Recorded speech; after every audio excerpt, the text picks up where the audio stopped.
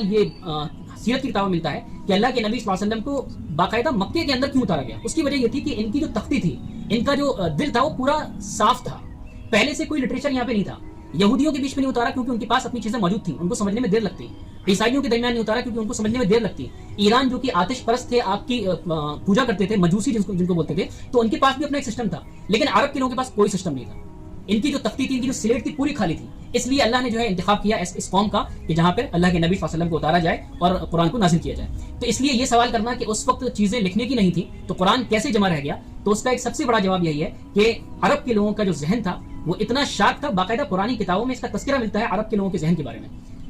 اب یہ تو ہم صحابہ کی بات کر رہے ہیں. بعد میں جو 100 سال کے بعد امام بخاری رحمۃ اللہ علیہ پیدا ہوئے, بلکہ 100 نہیں 200 سال کے بعد 194 میں پیدا ہوئے ہیں امام بخاری رحمۃ اللہ علیہ, 194 ہجری میں, اور 256 ہجری میں ان کا انتقال ہوا ہے. امام بخاری رحمۃ اللہ علیہ کا ذہن اتنا شارپ تھا کہ جب وہ کسی ایک روایت کو سن لیتے تھے ایک بار تو ان کو وہ یاد ہو جاتی تھی لائف ٹائم کے لیے. تو جب اللہ کے نبی صلی اللہ علیہ وسلم کے 200 سال کے بعد یہ کرشمہ ہے ذہن کا, تو صحابہ کے درمیان اور ذہین لوگ تھے. اس طریقے سے یہ قرآن جو ہے محفوظ ہوا. تو کیا ہوا کہ ہمارے پاس جو قرآن موجود ہے وہ اسی ترتیب پہ ہے جس ترتیب پہ باقاعدہ جبرائیل اسلام آ کے اللہ کے نبی صلی اللہ علیہ وسلم کو بتایا کرتے تھے کہ اس آیت کو اس سورت کی اس آیت کے بعد لکھنا ہے. اسی وجہ سے ہمارے پاس وہ ترتیب تو موجود ہے قرآن کی, لیکن نازل کس طریقے سے ہوا ہے, پہلے سورہ علق پھر سورہ مدثر, اس پیٹرن کو نہیں رکھا گیا. اس لیے اس طرز پہ کسی کی کتاب کے اندر تذکرہ نہیں ملتا کہ قرآن کے نازل ہونے کی کیا ترتیب رہی. ٹھیک ہے, تو قرآن جو ہمارے پاس ہے وہ کس طریقے سے ہے, وہ اسی ترتیب پہ ہے جو اللہ کے نبی صلی اللہ علیہ وسلم نے بتائی تھی کہ اس کو اس کے بعد لکھنا ہے.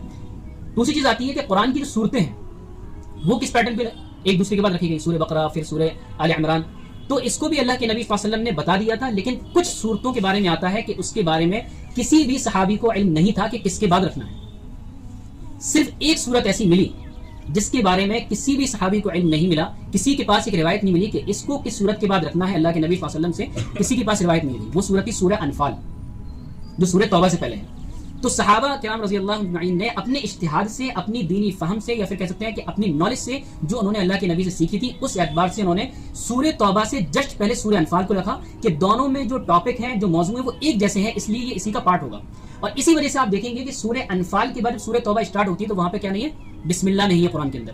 کچھ بچپن میں ہم نے سنا تھا کہ جب پڑھا اس میں بسم اللہ نہیں ہے, عجیب سورت بسم اللہ نہیں ہے, کہ اس میں اللہ تعالیٰ کا غصہ نازل ہوا ہے اس لیے بسم اللہ نہیں ہے. تو وہ جواب نہیں ہے. یہ اصل میں سورہ انفال کا ہی ایک پارٹ ہے, اس وجہ سے یہاں پہ الگ سے بسم اللہ کا تذکرہ نہیں کیا گیا. صرف ایک یہی صورت تھی جس کے بارے میں روایت نہیں ملی تھی کہ کس کے بعد رکھنا ہے, تو صحابہ نے اس صورت کو دونوں کے ٹاپک کے اعتبار سے یہاں پہ شامل کیا. اس طریقے سے ہمارا قرآن جو ہے ہمارے پاس موجود ہے. اب یہ آیا کس طریقے سے کیسے جمع کیا گیا, وہ انشاءاللہ کل ہم سیکھیں گے. اللہ تعالیٰ عمل کی توفیق عطا فرمائے.